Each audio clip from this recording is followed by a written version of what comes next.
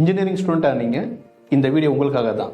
இப்போ engineering student ஜென்ரலாக வந்து எந்த இடத்துல தப்பு பண்ணுறாங்கன்னு பார்த்தீங்கன்னா, அவங்களோட மெயின் ஃபோக்கஸ் வந்து ப்ராஜெக்ட்ஸில் வந்து இருக்க மாட்டேங்குது. ஜஸ்ட் மார்க்குக்காக மட்டும்தான் அவங்க வந்து ப்ராஜெக்ட்ஸ் பண்ணிட்டு இருக்காங்க.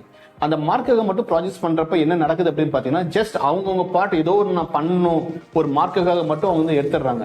பட் ரியாலிட்டி என்னன்னு பார்த்தீங்கன்னா, அந்த ப்ராஜெக்ட்ஸில் வந்து அவங்களுக்கு வந்து முக்கியமான ஒரு நாலேஜ் வந்து கெயின் ஆகும். எப்படின்னா, எப்படி வந்து டீமில் வந்து ஒர்க் பண்ணுறது, டீம் ஆக்டிவிட்டிஸ் எப்படி பண்ணுறது, அதுக்கப்புறம் புதுசாக ஒரு விஷயத்தை எப்படி கண்டுபிடிக்கிறது. அதில் ஃபெயில் ஆனாலும் பிரச்சனை இல்லை. அந்த மார்க் வந்து நம்ம ரிசர்ச் பண்ணுற ஒரு விஷயம் ப்ராஜெக்ட் பண்ணுறதுல வந்து நம்ம புதுசாக கண்டுபிடிக்கலாம் கூட பிரச்சனை இல்லை. பட் அதுக்கான ஒரு முயற்சி எடுத்தாவே வந்து நம்மளால வந்து கண்டிப்பாக வந்து லைஃப்ல வந்து பெரிய விஷயத்தை வந்து நம்ம சாதிச்சிட முடியும்.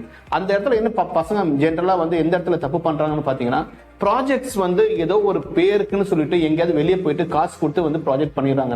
90% ஸ்டூடெண்ட்ஸ் பாத்தீங்கன்னா வெளியே வந்து காசு கொடுத்து ப்ராஜெக்ட் பண்றாங்க. எதுக்குன்னா அந்த வெறும் மார்க்குக்காக மட்டும்தான். பட் ஜென்ரலா அவங்க என்ன பண்ணணும் அப்படின்னு பாத்தீங்கன்னா, புதுசா ஒரு ஐடியா எடுத்து அந்த ஐடியாவை டெவலப் பண்றதுக்கான ஒரு முயற்சி பண்ணாங்கன்னா அந்த ப்ராஜெக்ட்ஸ்ல வந்து அவங்க புது விஷயம் கண்டுபிடிக்க முடியும். அந்த ப்ராஜெக்டால ஒரு ஃபேமிலிக்கு வந்து 10 ரூபாய் ஒரு மந்த் கூட அவங்களால மிச்சப்படுத்தினாங்கன்னா அது வந்து ஒரு பெரிய ஒரு ரிசர்ச் தான் நான் சொல்லுவேன். அதுதான் வந்து ரியல் டைம்ல வந்து இண்டஸ்ட்ரீஸ்ல அவங்களோட டேலண்ட்டை வந்து வெளிப்படுத்த முடியும். இப்ப இங்கேயே வந்து காசு கொடுத்து ஒரு ப்ராஜெக்ட் வாங்கினாங்கன்னா வெளியே போயிட்டு இண்டஸ்ட்ரீஸ்ல போயிட்டு அவங்களால வந்து சர்வை பண்றதுக்கான ஒரு சூழ்நிலைக்கு வந்து ரொம்ப சேலஞ்சிங்கா இருக்கு. ரொம்ப கஷ்டப்படுறாங்க எல்லா மாணவர்களும்.